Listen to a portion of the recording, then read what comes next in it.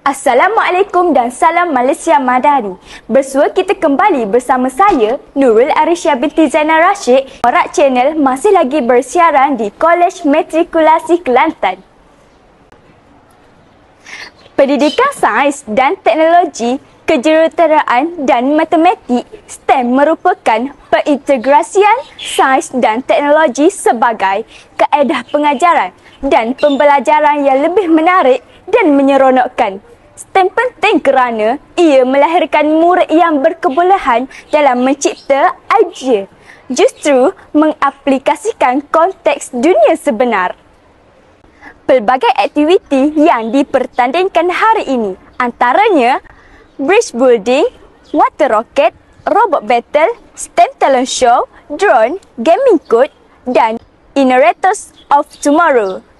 Seterusnya, kita bersama rakan setugas di Dewan Utama Kolej Matrikulasi Kelantan. Pilihan Kesenian Kementerian Pendidikan Malaysia diiringi oleh Encik Mazlan bin Yaakob, Timbalan Pengarah Pendidikan dan Dikdik Jemputan masuk ke Dewan.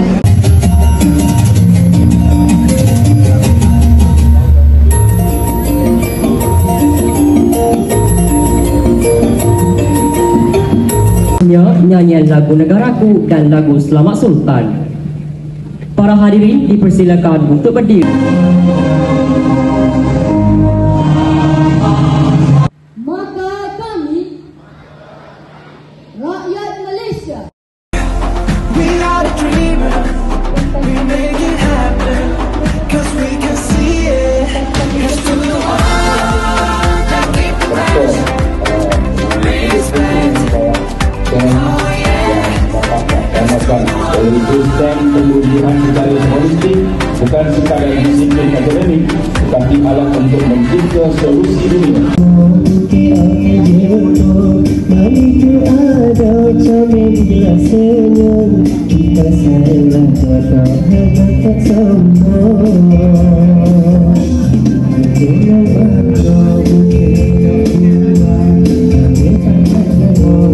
Bersama saya sekarang ialah Johan bagi kategori Talent Times sekolah rendah, iaitu Taqiyuddin Thaqif bin Muhammad Sabri dan Muhammad Syahmi Daim bin Haswadi.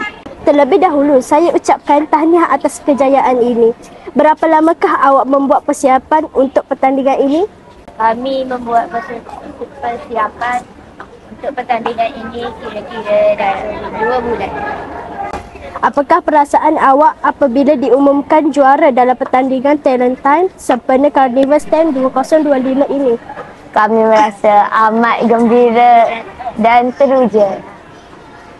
Apakah perancangan awak untuk tahun depan?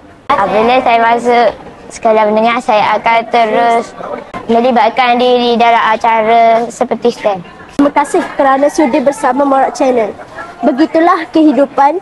Hari semalam ialah kenangan, hari ini ialah ujian, hari esok ialah misteri yang belum pasti. Look who we are the dreamers, we make it happen, guess we believe it.